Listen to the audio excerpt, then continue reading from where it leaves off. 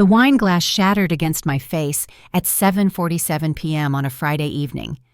I know the exact time because I just glanced at the kitchen clock, wondering how much longer I could endure this dinner.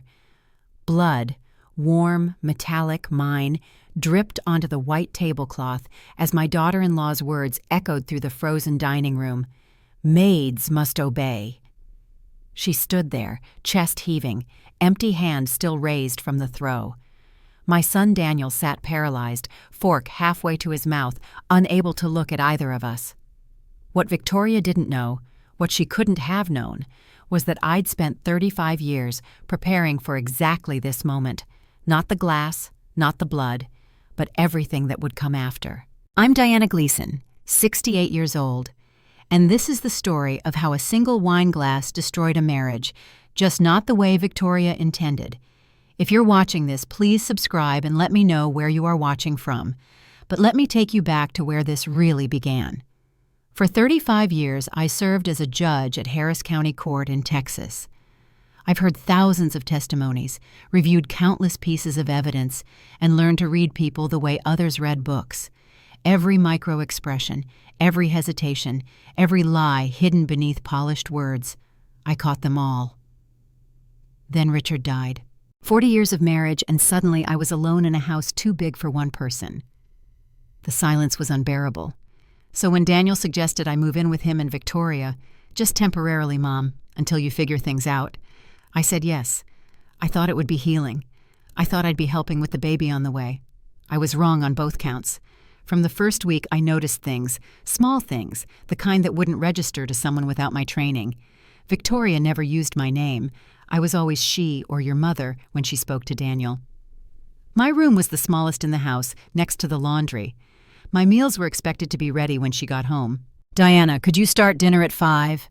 Victoria gets hungry early now with the pregnancy," Daniel would say, his eyes avoiding mine. I didn't point out that I wasn't asked. I was told. I noticed other patterns, too. Daniel never made decisions about money. Victoria handled the finances because Daniel was bad with numbers. Her words, repeated so often, they'd become family gospel. My son, a software engineer who designs complex systems for a living, supposedly couldn't manage a checkbook. I kept notes. Old habits die hard. In my courtroom, documentation was everything. I should have spoken up sooner. Instead, I convinced myself I was being patient. The truth? I was being a coward. The more I watched, the more I saw. Daniel never went out with friends anymore. "Victoria doesn't like when I'm out late," he'd explain with a shrug that tried too hard to be casual. His college buddies, the ones who'd been groomsmen at his wedding, had stopped calling years ago. One evening, I found a credit card statement on the kitchen counter. Victoria had left it there carelessly, probably assuming I wouldn't look. But looking is what I do. Hermes, Neiman Marcus, a spa in the Galleria that charged more for a facial than I'd spent on groceries in a month. "Daniel," I asked that night, keeping my voice neutral, "how much do you have in savings?" He blinked at me like I'd asked him to solve calculus in his head.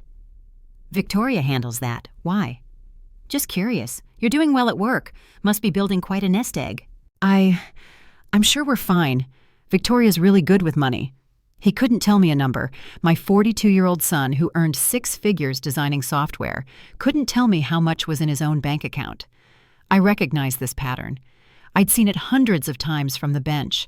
The slow erosion of autonomy, the financial isolation, the way victims start accepting abnormal as normal. But Daniel wasn't a victim, I told myself.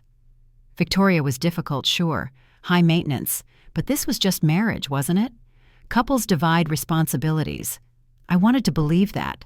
So I kept my notes private.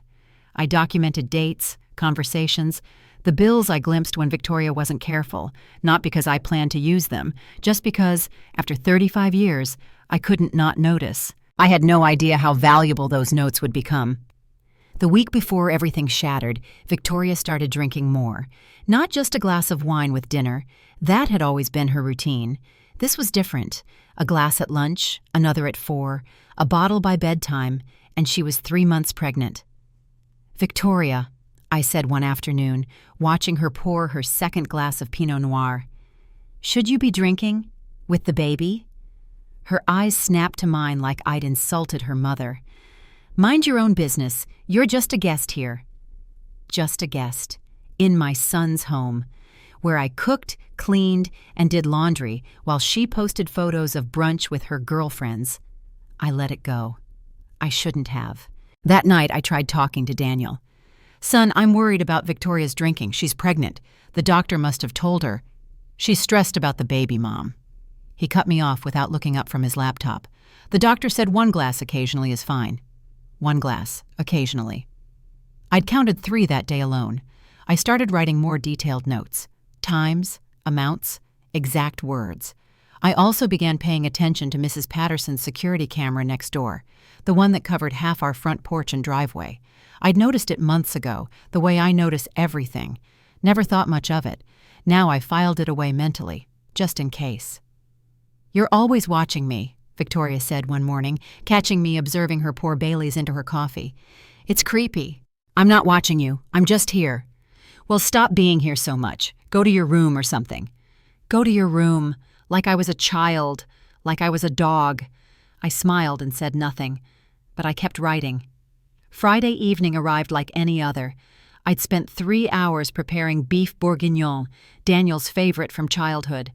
The kind of meal that requires patience, attention, and love. 3 things Victoria had never given this family. Daniel came home at 6, exhausted from work. He kissed my cheek, mumbled, "Smells amazing, Mom," and disappeared upstairs to change. Victoria wasn't home yet. She walked in at 6:45, and I could smell the wine before she reached the kitchen. "Lunch with girlfriends?" I asked, keeping my tone light. "None of your business." The 3 of us sat down at 7. Daniel tried to fill the silence with stories from work, a new project, a difficult client, a joke from his colleague. Victoria scrolled through her phone, barely listening. "This is delicious, Mom," Daniel said, trying too hard. Victoria finally looked up. "It's fine." Fine. 3 hours of work. Fine. I watched her drain her wine glass in 4 sips.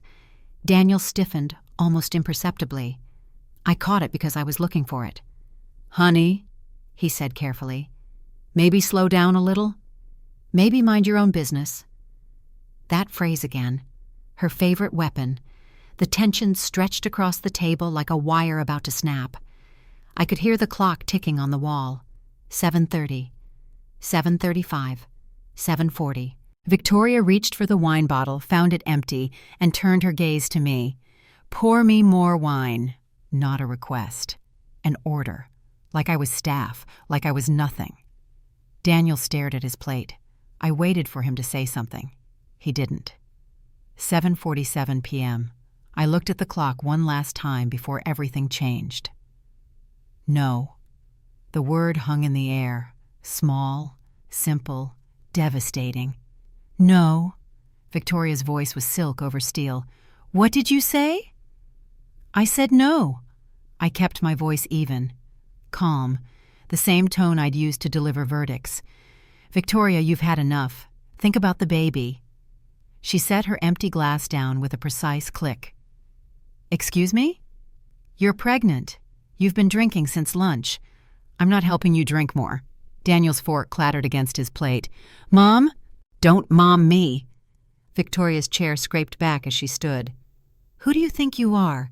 You're living in my house, eating my food. This is Daniel's house, too." I remained seated. "And I'm his mother." Something shifted in Victoria's face.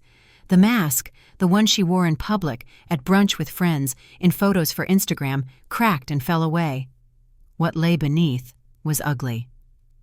"You've been watching me since you moved in, judging me, writing in that little notebook of yours like you're so superior." She grabbed her empty wine glass, knuckles whitening around the stem. "Well, I've had enough of you." Daniel finally moved. "Victoria, honey, calm down." "Don't you dare tell me to calm down," she was shouting now, spit flying. "I'm your wife. I'm carrying your child, and you let this woman come into our home and treat me like—" "I haven't treated you like anything," I said, still calm, still seated. "But you've treated me like a servant since day one." 3 seconds of silence. Then Victoria raised the glass. "Maids must obey." She threw it directly at my face, and everything after happened in slow motion. I'd been hit before. Once a defendant lunged at me during sentencing. Security had him on the ground in 3 seconds. The courtroom was designed for safety, for protocol, for exactly that kind of unpredictability. There was no security in my son's dining room. The glass rotated once in the air. I remember watching it spin, the way the light caught the rim, and then it struck my cheekbone with a sound like a small explosion. Crystal shattered, blood bloomed, shards scattered across the white tablecloth like fallen stars. The pain didn't register immediately. Shock is useful that way. Daniel was on his feet, chair knocked backward, mouth open in a perfect O of horror. Victoria stood frozen, hands still extended, as if she couldn't believe what it had done, what she had done. I touched my face, looked at my fingers, red, warm, mine. "Mom!" Daniel's voice cracked. "Oh my God!" "Stay where you are." I didn't shout. I've never had to shout. "Both of you." Victoria found her voice first. "You made me do this. You always—" "No," I cut her off, still calm, bleeding onto my son's tablecloth, glass embedded in my skin, and still calm. "You made a choice, Victoria. You threw a glass at an elderly woman's face because she wouldn't serve you alcohol. I didn't mean to—" "You raised your arm. You aimed. You threw." I finally stood, reaching for a napkin to press against the wound. "That's not an accident. That's assault." Daniel stood between us, paralyzed, useless. "Mom, please, maybe we should just—" "No, Daniel." I met his eyes for the first time. "We shouldn't just anything. Not anymore." Blood dripped onto the napkin as I pressed it to my cheek. The wound throbbed now, a deep, pulsing pain that matched my heartbeat.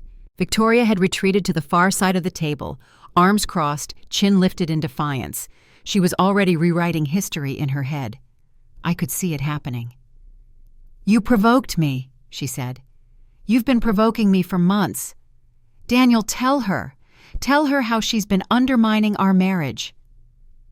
Daniel looked at his wife, then at me, then back at her. His mouth opened and closed twice before words emerged. Maybe we should all calm down." "Calm down?" I almost laughed. "Daniel, your wife just assaulted me. Call 911. Mom, please." He stepped toward me, hands raised like I was a wild animal. "Let's not make this bigger than it needs to be. Victoria didn't mean—" She threw a glass at my face. I enunciated each word precisely. "With intent. In front of a witness. Call 911, Daniel. Or I will." Victoria scoffed. "You won't do anything. You need us. Where would you even go?" I reached into my pocket and pulled out my phone, opened the camera, started recording. "What are you doing?" Victoria's voice pitched higher. "Documenting." I panned slowly across the scene, the shattered glass, the blood on the tablecloth, her face contorted with anger. "For the police report." "Daniel, make her stop!" My son stood there, torn between two impossible choices. I felt sorry for him. I did, but I was done protecting him from the truth.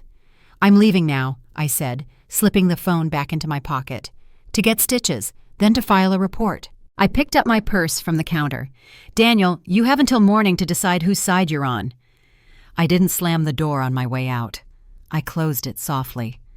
That's scarier, trust me. The drive to Memorial Hermann took 20 minutes.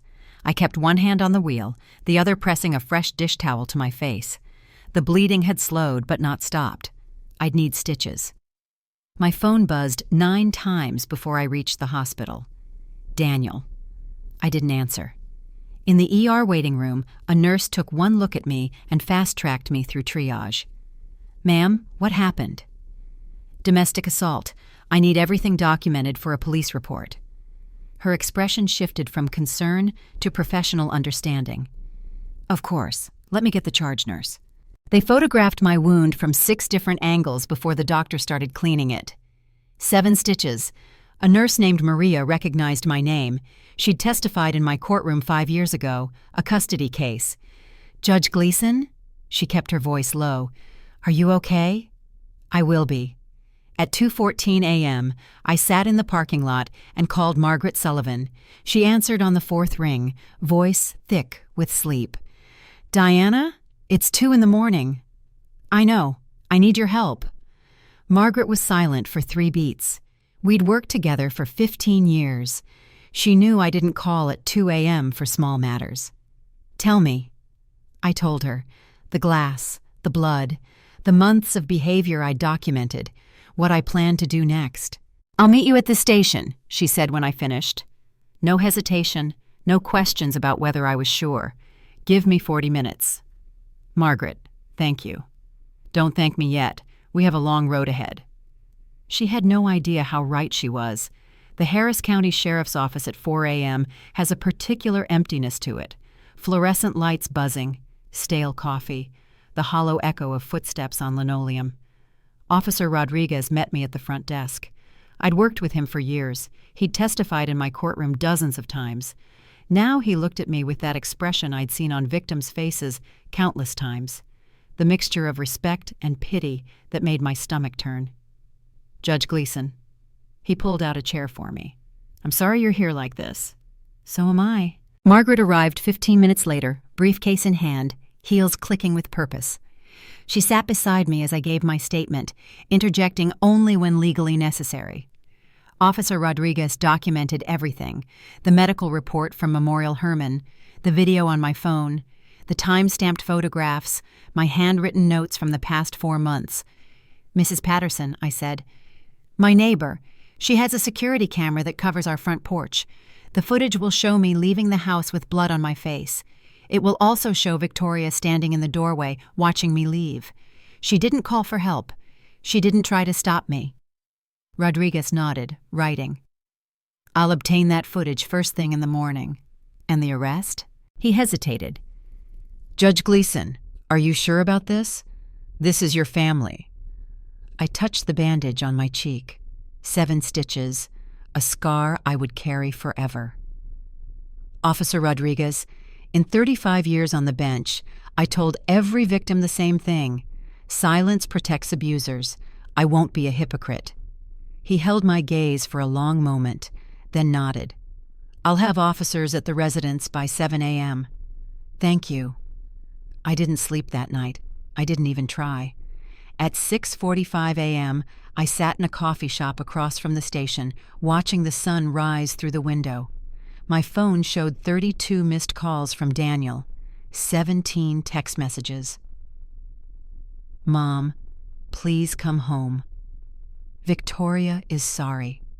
Can we talk about this? You're overreacting. This is going to destroy our family." I read each one. Then I put the phone face down on the table. Margaret sat across from me, nursing her 3rd cup of coffee. "You know what happens next?" "Yes." "And you're prepared for the fallout?" "I've been preparing for 35 years." I wrapped my hands around my own cup, seeking warmth. "This isn't about revenge, Margaret. It's about consequences." At 7:03 a.m., my phone buzzed with a text from Officer Rodriguez. "Officers en route." I stared at those 2 words until they blurred. At 7:47 a.m., exactly 12 hours after the glass hit my face, Rodriguez called. "It's done. Victoria Smith is in custody. She'll be processed and booked within the hour." How did she react? A pause. She screamed for approximately 12 seconds before we got the cuffs on. Then she switched to crying. "And Daniel?" He tried to intervene.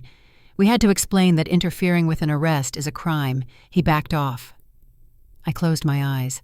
My son, watching his wife get arrested, watching his mother not be there to witness it.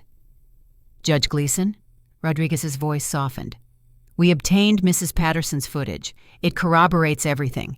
You leaving with blood on your face, Victoria standing at the door, arms crossed, watching you drive away. Thank you, officer.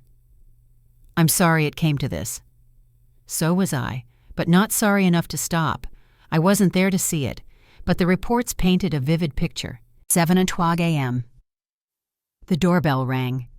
Victoria stumbled down the stairs, head pounding from last night's wine, expecting maybe a delivery driver. Instead, 2 uniformed officers, badges glinting in the morning light. "Victoria Smith, you're under arrest for assault causing bodily injury." The neighbors told me later what they heard. Victoria's screech of, "This is insane!" The sound of Daniel's voice, high and panicked, asking what was happening. Victoria's increasingly hysterical claims that she was pregnant, that they couldn't do this to her, that her mother-in-law was crazy. The officers were professional, calm. They'd done this hundreds of times. "Ma'am, you have the right to remain silent." "I'm not going anywhere. Daniel, call a lawyer. Call my father." "Anything you say can and will be used against you. This is all her fault. That woman has been trying to destroy my marriage." They led her out the front door in handcuffs. Not gently, but not roughly either, just efficiently, like taking out the trash.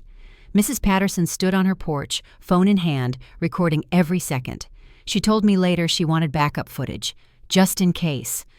God bless nosy neighbors. Daniel called me at 7:52 a.m., voice cracking. "Mom, please, what have you done?" I didn't answer that call either. What I did instead, I texted him a single line. "The hospital has my medical records. The police have my statement. When you're ready to see the truth, call me." Then I turned off my phone and finally allowed myself to cry. Not because I regretted my choice, because I was mourning the family I thought we could have been. Now, if you've made it this far, I know you're wondering what happens next.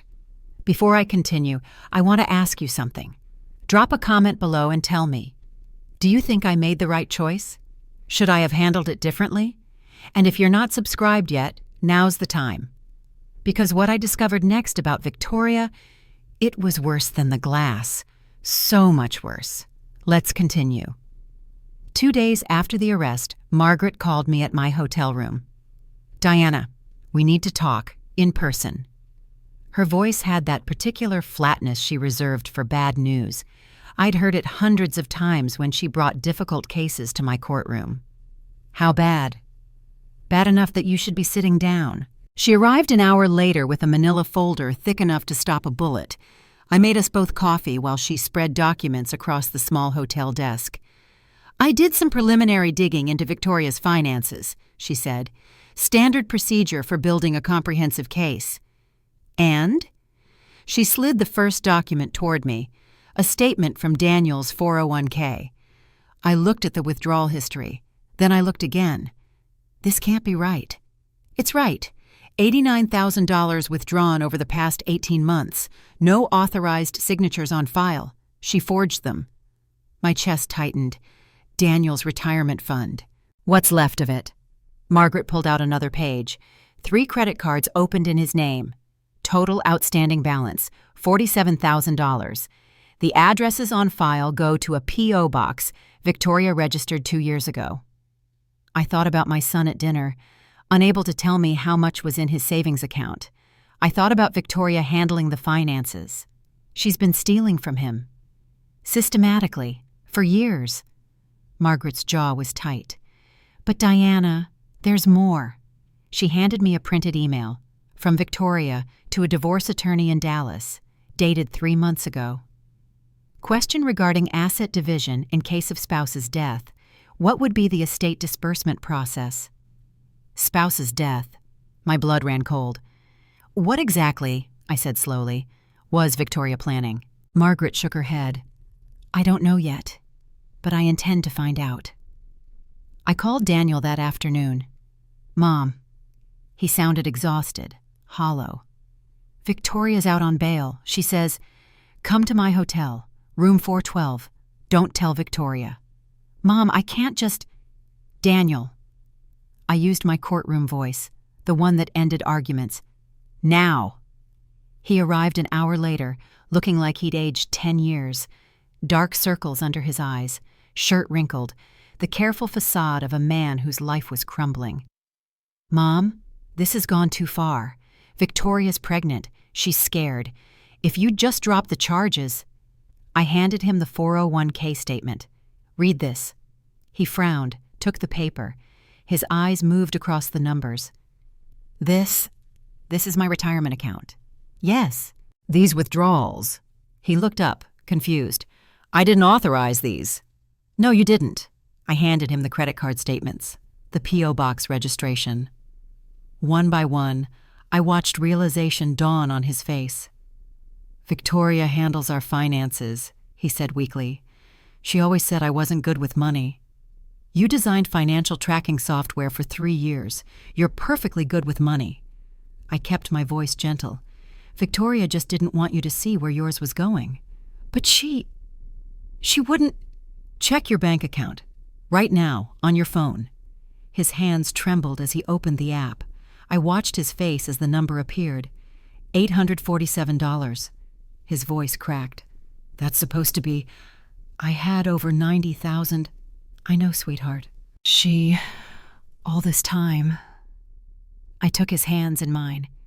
Daniel, I'm not telling you what to do, but I need you to see the truth. The woman who threw a glass at your mother has been systematically destroying your future. He didn't cry. He just stared at the screen, broken. Victoria came home to an empty house. Daniel had stayed at my hotel that night, sleeping on the pull-out couch, too shell-shocked to face her. He'd changed all his banking passwords before midnight. According to what he told me later, her texts started at 10 p.m. and didn't stop until 3 a.m. Where are you? Daniel, answer me. I know your mother is behind this. Baby, please come home. You're being manipulated. I'm pregnant and alone and scared. I need you. If you don't come home, I'll... She never finished that last threat, smart enough to know it could be evidence. By morning, she'd switched tactics. Daniel showed me his phone over breakfast. 47 text messages in all. She's already posted on Facebook, he said quietly. Look. I took his phone and scrolled. My mother-in-law is trying to destroy our family. She's a bitter, jealous woman who can't stand seeing her son happy. I'm pregnant and terrified, and she had me arrested for defending myself in my own home. 200 likes, dozens of supportive comments. Stay strong, honey. Some emails are just toxic. We believe you. My stomach turned. Daniel, I said carefully, may I show you something else? I handed him the email to the divorce attorney, the one asking about asset division in case of his death. He read it twice, 3 times. She was planning. I don't know what she was planning. I kept my voice steady. But I think you need to consider that the woman you married might not be the woman you thought she was. His phone buzzed again. Victoria. I know you're with her. You have until tonight to come home, or I'm calling my lawyer. Daniel turned the phone off. Mom, what do I do? Victoria's Facebook post spread like wildfire. Within 2 days, it had been shared over 400 times. Her narrative was clean, simple, sympathetic. Cruel mother-in-law torments pregnant wife until wife snaps under pressure. She'd even posted a photo of herself crying, mascara streaked, with a caption, "Some days I don't know how much more I can take." The comments poured in. Report her for elder abuse against you. Sounds like narcissistic MIL behavior. You poor thing, pregnancy is hard enough. I read them all with a familiar detachment. I'd seen this before. Abusers reframing themselves as victims. It's textbook behavior. What Victoria didn't know, the truth has a way of surfacing. It started with a comment from someone I didn't recognize. Are you aware Diana Gleason was a Harris County judge for 35 years? Might want to check your facts before making accusations. Then another. Wait, the Diana Gleason? The one who handled the Morrison case? And another. If Judge Gleason says something happened, it happened. That woman doesn't lie. Victoria deleted those comments, but screenshots spread faster than deletions. Meanwhile, Victoria called my sister Cecilia, trying to build allies from within the family. Diana is mentally unstable, she apparently told her. She's been obsessed with breaking up my marriage. I'm scared of what she might do next. Cecilia called me that afternoon, voice tight with worry. Diana, what on earth is going on? I sent her the medical report, the police report, the bank statements. She called back 30 minutes later. I'm so sorry I doubted you. Don't be. She's convincing. That's what makes her dangerous. What are you going to do? I'm going to do what I've always done, Cecilia. I'm going to let the truth speak for itself. The allies came from unexpected places. First, Mrs. Patterson. She appeared at my hotel room with a USB drive and a plate of homemade cookies. Security footage, she said, pressing the drive into my hands. Every night for the past 6 months, I save everything. You never know what might be useful. Mrs. Patterson, that woman screamed at my grandson for retrieving his baseball from your yard. Her eyes hardened. Called him a trespassing delinquent. He was 8. I had no idea. Make her pay, dear, for all of us. Second, Margaret brought someone to our next meeting. A woman named Jennifer, mid-30s, well-dressed but nervous. I used to work with Victoria, Jennifer said, at Hendricks Marketing 6 years ago. What happened? She twisted her hands in her lap. Petty cash started disappearing. Small amounts at first, then larger. The company traced it to Victoria. She was let go. Why didn't they press charges? They didn't want the publicity. Made her sign an NDA, pay back what they could prove, but everyone knew she took more. Jennifer looked at me directly.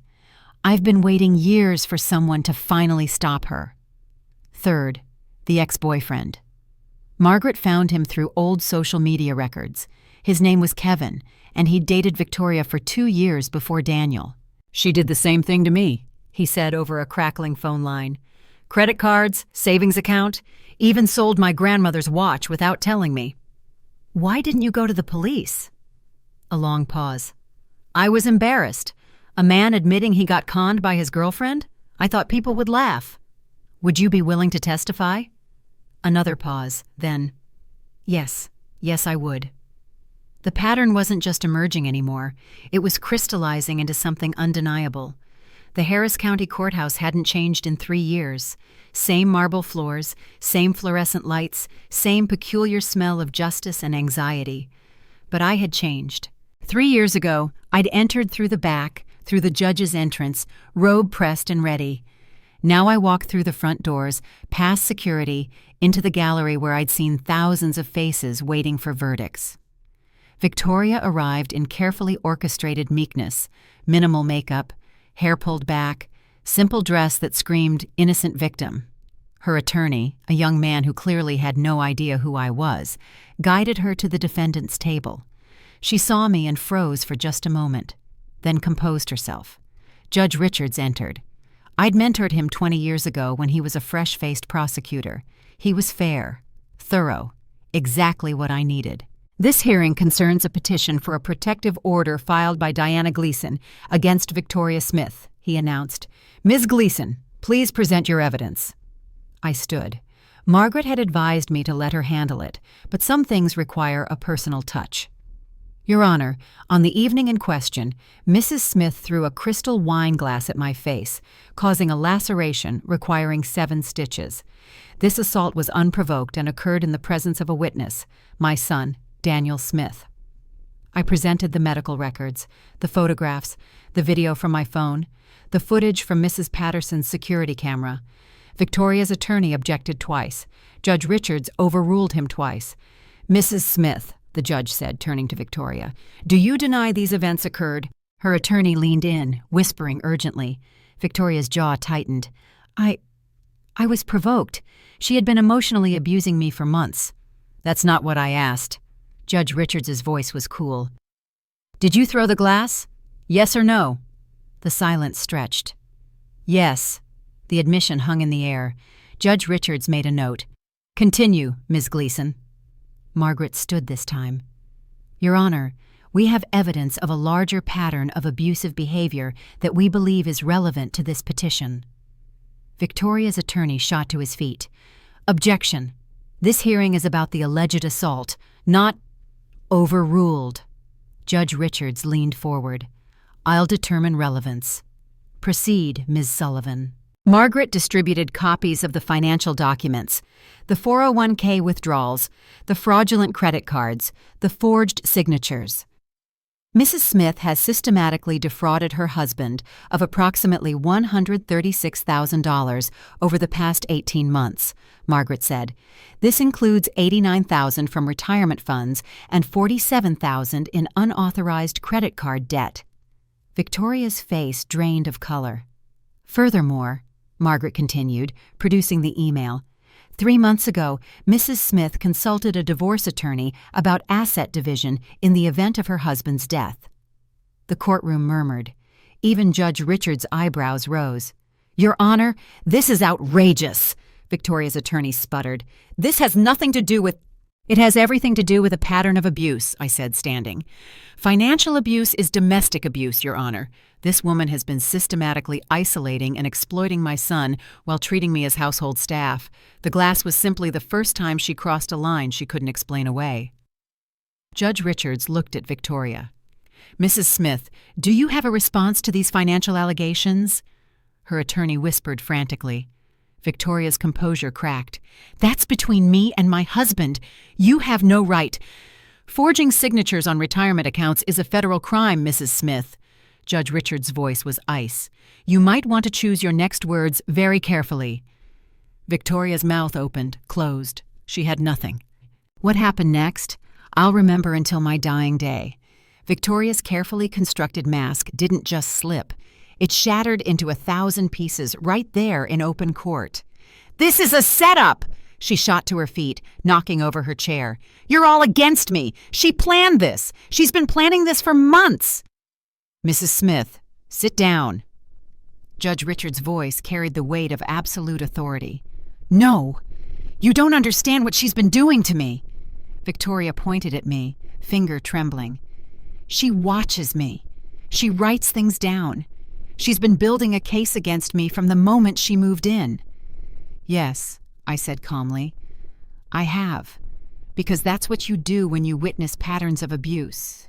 You document them." "I am not an abuser!" The bailiff stepped forward. Victoria saw him and somehow got louder. Daniel, tell them I'm not—" "Victoria!" Daniel's voice was quiet, but it cut through her hysteria. He'd been sitting behind me, silent throughout the proceedings. Now he stood. "Stop! Danny, baby, please." She switched instantly from rage to pleading, tears streaming. "Don't let them do this to us. Think about our baby. Think about our family." "Our family?" Daniel's voice cracked. "You stole my retirement. You put me in debt I didn't know existed. You threw a glass at my mother's face." He shook his head slowly. "There is no our family anymore." Victoria's face contorted. The mask was completely gone now. What remained was ugly and desperate and vicious. "You pathetic mama's boy," she hissed. "I should have left you years ago. You're worthless, worthless!"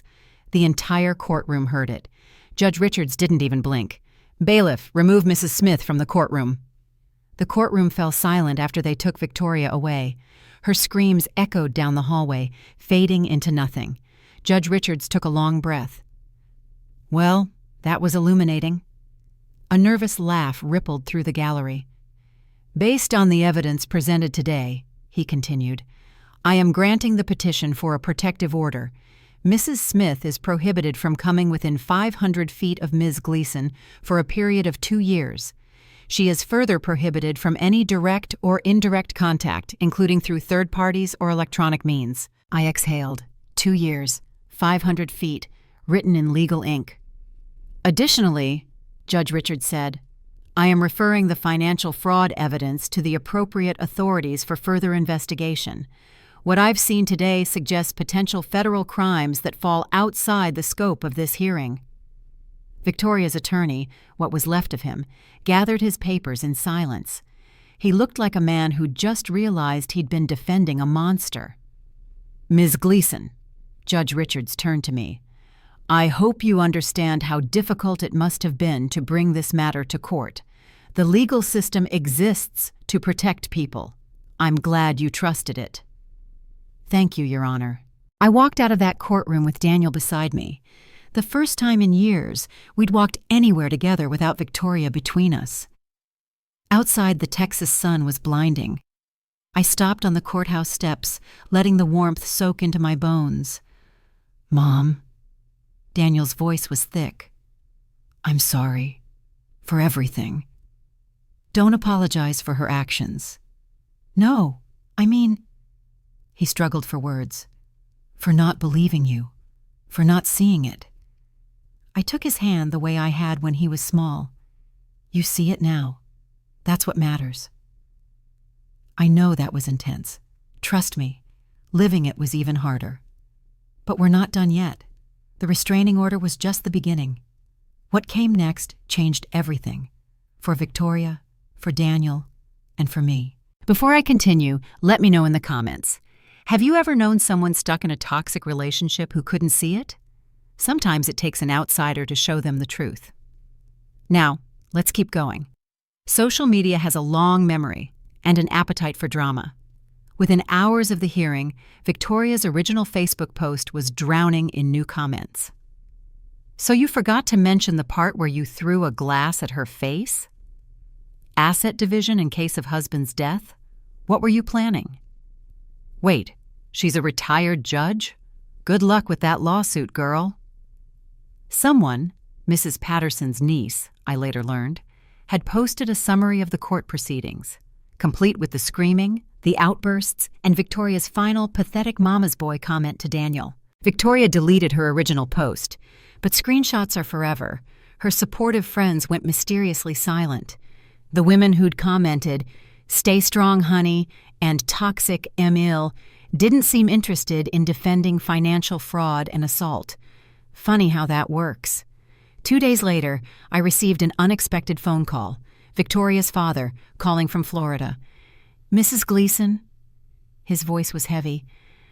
"I owe you an apology." "Mr. Reynolds, we didn't know." He sighed. "Victoria has always been difficult, but we thought she'd settled down with Daniel. We thought marriage had matured her. She called you after the arrest." "Yes. Told us you were a crazy old woman trying to destroy her life." A pause.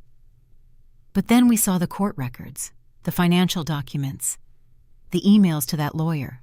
I said nothing. There was nothing to say. "She did something similar to a boyfriend years ago," he admitted quietly. "We paid him off to not press charges. We thought if we just moved her away, got her a fresh start. Fresh starts don't work for people who refuse to change." "No, I suppose they don't." Another long pause. "I'm sorry for what our daughter did to your son." "Thank you. I hope you mean it." Margaret spread the final accounting across my hotel desk. "Total documented losses," she said, $136,000. I looked at the number, looked at my son sitting beside me, face gray. $89,000 from the 401k, Margaret continued, withdrawn in increments designed to avoid detection. She forged your signature on every withdrawal request, Daniel. He nodded mutely. $47,000 in credit card debt. 3 cards, all opened using your Social Security number and personal information. The statements went to a P.O. box you didn't know existed. "I didn't even know that was possible," Daniel whispered. "It shouldn't be. But when someone shares your bed and your mailbox, they have access to everything." Margaret's voice softened. "This isn't your fault, Daniel. This is financial abuse, and it's specifically designed to be invisible to the victim." I took my son's hand. He was trembling. "What can we recover?" I asked. "If we pursue civil litigation, potentially all of it, though it could take years, the criminal case for fraud could result in restitution as part of sentencing. But realistically?" Margaret shook her head. "Victoria appears to have spent most of it. There's not much left to recover." "What about the federal investigation?" Daniel asked. "The FBI has the referral. Forging signatures on retirement accounts is wire fraud. That's federal jurisdiction. She could face up to 20 years. 20 years for stealing her husband's future while planning for his death. Daniel stared at the numbers again. 15 years of savings. Gone.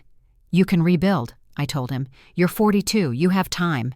"She took my time, too." His voice cracked. "All those years I spent thinking we were building something together. I held his hand tighter. Some thefts can't be quantified in dollars. The divorce papers were filed on a Tuesday. Daniel's hands were steady when he signed them. I know because I watched. Grounds: financial fraud, domestic violence, Margaret read aloud. Your mother listed as a witness to the assault. The financial documentation speaks for itself. Victoria's response came within 24 hours, not through lawyers, but through text messages. You're making a huge mistake. I'm pregnant with your child. You'll never see this baby if you go through with this. Daniel showed me the messages without comment. She's using the baby as a weapon, I said. I know. Custody will be determined by the court, not by threats. I know, Mom. He looked at me with exhausted eyes. I'm going to request a DNA test. I blinked. You think? I don't know what to think anymore. I don't know what was real and what was lies. But I need to know. One way or the other, I need to know. Margaret added the request to the filings. Routine procedure, she said. Nothing personal. But Victoria's reaction was anything but routine. Her text messages stopped. Her social media went silent. Her attorney, she'd hired a new one after the first one quit, reached out to propose a settlement. Generous terms, quick resolution, no DNA test required. She's scared, Margaret observed. That response tells me everything I need to know. Daniel stared at his phone, at the sudden silence where chaos had been. She never stopped drinking, he said quietly, even after she knew she was pregnant. 3 months in, and she was still having wine every day. I know, sweetheart. If that baby is even... He couldn't finish the sentence. We waited for the results. Some truths take time to surface. Daniel started therapy 3 weeks after filing for divorce. Victoria always said I didn't need it, he told me one evening. That therapy was for weak people, that I should just talk to her if I had problems. And when you did, she'd tell me I was overreacting, or that I was the problem, or that I was making her feel bad by bringing up negative things. He shook his head slowly. I stopped talking about things that bothered me. It was easier. We were in my new apartment, a small one-bedroom I'd rented 2 miles from Daniel's house, close enough to help, far enough to have boundaries. The therapist calls it coercive control, Daniel continued. It's like, I didn't even know I was in a cage until the door opened. I couldn't make decisions, couldn't see friends, couldn't even pick what we had for dinner without checking with her first. I noticed. You did? I spent 35 years noticing things, Daniel. It's what I do. He smiled weakly, the first genuine smile I'd seen in months. She made me think I was bad with money, that I couldn't handle adult responsibilities. I'm a software engineer, Mom. I literally design financial tracking systems. But I believed her. That's how abusers work. They make you doubt yourself so completely that you become dependent on them for reality. 2 years ago, I thought about leaving. His voice dropped. She said she'd hurt herself if I did. So I stayed. My heart clenched. Oh, Daniel. I'm sorry I didn't see it sooner. I'm sorry I let her treat you that way. I made him his favorite meal that night. Beef bourguignon, the same recipe from that terrible Friday. This time, we ate in peace. The DNA results arrived on a gray Thursday morning. Margaret called me first. Diana, you should be with Daniel when he opens this. I drove to his house, our house once, and found him sitting on the porch steps, envelope in hand, unopened. I can't, he said simply. Do you want me to? He handed it over without a word. I opened it. Read the results twice to be sure. Then I looked at my son. You're the father. Daniel exhaled, a long, shuddering breath that carried everything. Relief, fear, grief. Okay, he whispered. Okay. Daniel, this doesn't change anything about the divorce, or the criminal charges, or... I know. He wiped his eyes. But that baby is still mine. Half me, half... He couldn't say her name. I can't abandon my child because of who the mother is. No one is asking you to. What if she's like Victoria? What if I raise this kid and she turns out the same way? I sat beside him on the cold stone steps. Children become who they're raised to be, not who they're born to. You'll be a good father, Daniel. I know you will. How can you know that? Because you're nothing like her. You never were. Margaret's voice cut through my memory. With her record, assault, financial fraud, drinking while pregnant, custody will favor Daniel. You'll have primary custody, I told him. Victoria's criminal record will work against her. She'll get supervised visitation at most. That baby will grow up knowing her mother is a felon. That baby will grow up with a father who chose to protect her. That's what matters. Daniel leaned against my shoulder. For a moment, he was 5 years old again, seeking comfort after a nightmare. Some nightmares are real, but so is waking up from them. The FBI doesn't knock quietly. 6 weeks after the court hearing, 2 agents appeared at Victoria's rented apartment.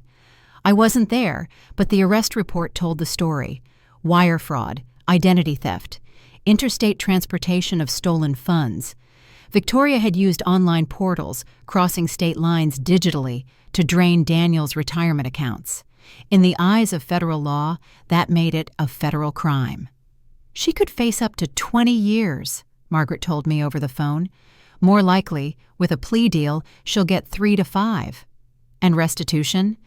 Part of any deal will include paying back what she stole, though where she'll get $136,000 from prison is anyone's guess. Victoria's new attorney reached out almost immediately. A deal, a settlement, anything to avoid federal prison. She's offering to sign away parental rights, Margaret said, in exchange for dropping the civil suit. Daniel's face went pale when I told him. She'd give up her child to avoid paying back what she stole? Apparently so. What kind of person? The kind we always knew she was. She just hid it well. Daniel refused the deal. That baby deserves to know her mother. Even if her mother is terrible, I won't take that choice away from her. So the federal case proceeded. During discovery, the FBI found something interesting. Kevin, Victoria's ex-boyfriend, wasn't her only victim. Before Kevin, there had been Marcus. Before Marcus, a woman named Denise, a former best friend whose credit Victoria had destroyed. 3 victims before Daniel. None had pressed charges. Everyone was too ashamed, Agent Morrison told us, or too afraid. You're the first person to actually see it through. I had advantages they didn't, I said. Experience, knowledge, resources. And courage, she added. Don't undersell the courage. I moved into my apartment the week before Victoria's federal arraignment. Not because I had to, because we all needed space to heal. Are you sure about this? Daniel asked, carrying the last box of books. You could stay. The house is half empty now anyway. That's exactly why I shouldn't stay. I set a framed photo on the windowsill. Me and Richard, 30 years ago, young and foolish and full of hope. You need to learn who you are without someone else defining you. And you can't do that with your mother watching. It's not like that. It will become like that. I know myself, Daniel. I'll start worrying about your meals, your laundry, your schedule, and you'll let me because it's easier. That's not healthy for either of us. He set the box down slowly. When did you get so wise? 35 years on the bench. You learn things. We established new routines. Sunday dinners at my place. Daniel was learning to cook, slowly, badly, earnestly. Wednesday phone calls, not to check up, just to talk. The occasional movie night when we both needed company. No wine, ever. Mom, Daniel said one Sunday, stirring a slightly burnt risotto. Thank you.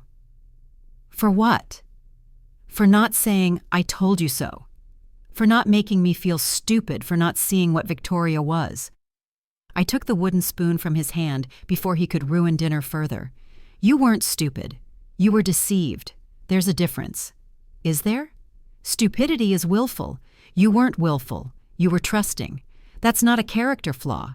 It's what made her target you in the first place. He leaned against the counter, watching me fix his risotto. I don't know if I'll ever trust anyone again. You will, when you're ready. There's no timeline for healing. I saw Victoria one more time. Mediation, required by the divorce proceedings. A neutral conference room, industrial carpet, stale air. Margaret sat beside me. Victoria sat across the table with her third attorney. The second had also quit. She looked different, smaller, somehow. The pregnancy was showing now, 6 months along. Prison jumpsuit traded for a maternity dress that didn't quite fit. For 10 minutes, we discussed assets, schedules, paperwork. Victoria said nothing, letting her lawyer speak for her. Then there was a break. Her attorney stepped out to make a call. Margaret excused herself for coffee. Just Victoria and me, alone for the first time since the glass. "You destroyed my life," she said quietly. I studied her face, looking for remorse, looking for anything human. "No, Victoria. I documented the life you chose to live. You destroyed it yourself.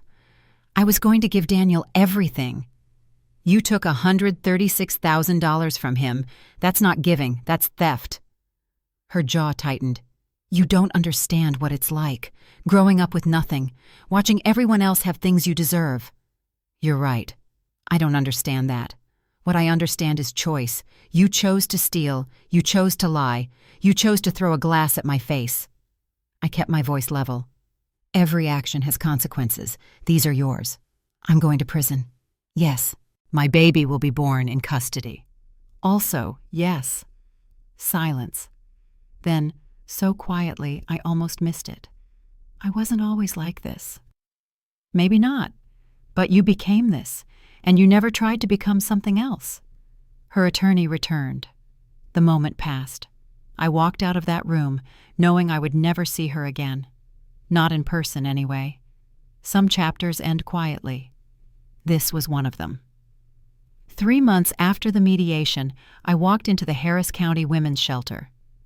"I'd like to volunteer," I told the woman at the front desk. "I'm a retired judge. I have experience with domestic violence cases." She looked at me, at my gray hair, my sensible shoes, my face with its fading scar, and smiled.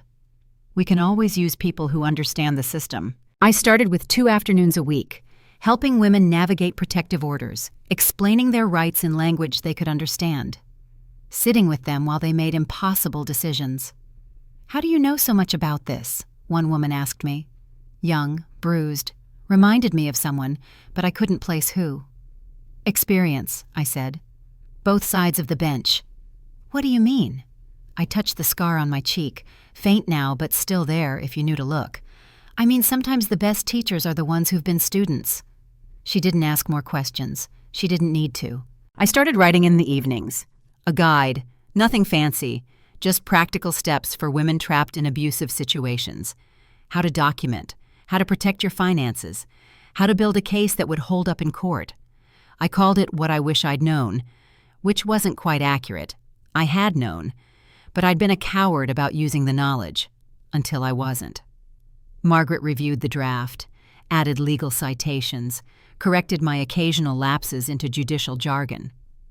"This is good," she said. "This could help people." That's the idea. 35 years giving verdicts. Now I was giving tools. Turns out, that felt better. Richard would have been proud. I could almost hear him saying it. "Diana, my love, you've always been better at helping than judging." He was probably right. The baby was born on a Tuesday in March. Daniel called me from the hospital at 4 a.m., voice shaking. "It's a girl, Mom. 7 pounds, 2 ounces. She's perfect." "And Victoria?" "Stable.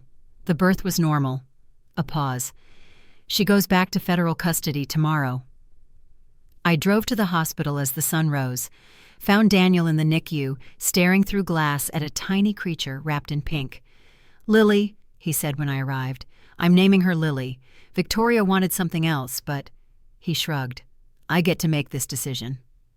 Lily had Daniel's eyes, dark and thoughtful, even hours old. "She's beautiful," I whispered. "She has Victoria's nose. She has your heart. That's what matters." Victoria served 18 months in federal prison, reduced from the potential 20 years thanks to a plea deal that included full restitution payments and supervised release. She would spend a decade paying back what she stole, garnished from whatever wages she managed to earn. Daniel got primary custody. Victoria received supervised visitation, 4 hours a month, with a social worker present. It was more than she deserved and less than Lily needed. But the law is about balance, not perfection. A year after the divorce, Daniel mentioned a woman from work, Sarah. They'd had coffee a few times. "She laughs at my jokes," he said, almost surprised by this. "Good jokes?" "Terrible ones. But she laughs anyway." I smiled and said nothing. Some things don't need commentary. Lily took her first steps in my apartment, 13 months old, reaching for a stuffed rabbit on my coffee table. Daniel caught her when she wobbled. I caught her when she fell. 3 generations, scarred but standing. That's what family looks like. I sit in my apartment sometimes, looking at the photographs on my shelf. Richard and me, young and stupid and so in love it hurt. Daniel at graduation, cap askew, grinning like the world was his. Lily at her first birthday, frosting in her hair, laughing at something only babies find funny. There's no photo of Victoria. Not because I hate her. Hate is exhausting, and I've never had energy to waste. She's simply not part of the story I want to remember. The scar on my cheek has faded. Most people don't notice it anymore, but I do. Every morning in the mirror, a small white line that marks the boundary between who I was and who I became. I think about that night sometimes. The glass spinning through the air, the sound it made when it hit, the blood on my fingers. What if she'd missed? What if I'd said nothing? What if I'd let Daniel talk me into working it out? I would still be in that house. Daniel would still be trapped. Victoria would still be stealing his future, piece by piece, while he thanked her for letting him exist. The glass hurt. 7 stitches worth of hurt. But the silence would have hurt more. That's the lesson, I think. The one I want people to take from my story. Pain is temporary. Silence is forever. When someone shows you who they are, believe them. When they hurt you, document it. When they threaten your future, protect yourself. No one else will do it for you. The law exists for this. Boundaries exist for this. Your voice exists for this. Use them. Richard used to say I was too stubborn for my own good. Maybe he was right. But sometimes, stubbornness is the only thing that saves you. Let me speak directly to you now. If you're watching this, if you've stayed with me through all of it, there's probably a reason. Maybe you recognize something. Maybe you're living something similar. Maybe you know someone who is. Here's what I want you to know. Silence doesn't protect you. It protects the person hurting you. You don't need to be a judge to know your rights. You just need to ask. Libraries have resources. Hotlines have answers. The internet has more information than I had access to for the first 30 years of my career. Documenting isn't paranoid. It's smart. Dates, times, exact words, photographs of injuries, screenshots of messages. The evidence I collected over 4 months saved me when Victoria tried to rewrite history. Keeping the peace isn't peace. It's surrender. I told myself for months that I was being patient, being kind, being a good guest in my son's home. I was being a coward. Real peace comes from boundaries, not silence. And finally, you are never too old, too tired, or too invested to walk away from something that's hurting you. I was 68 years old when a glass hit my face. I could have stayed. I could have worked it out. I could have let Daniel convince me to drop the charges. I didn't. And that choice saved my son's future. Maids must obey. No, victims must speak. Families must protect each other. The law must be used. That's the only rule that matters. If you're in a situation like mine or like Daniel's, please know there is another side. It's not easy to reach, but it exists, and you deserve to get there. You deserve boundaries. You deserve respect. You deserve to be safe in your own home. Everyone does, and that's my story. Thank you for staying until the end. It means more than you know. Now I want to hear from you. If you could say one thing to Victoria, or to anyone who thinks they can treat people as less than human, what would it be? Drop it in the comments. And if you know someone who needs to hear this story, share it with them. Sometimes the right words at the right time change everything. Subscribe if you haven't already. I'll see you in the next one. Take care of yourselves and take care of each other.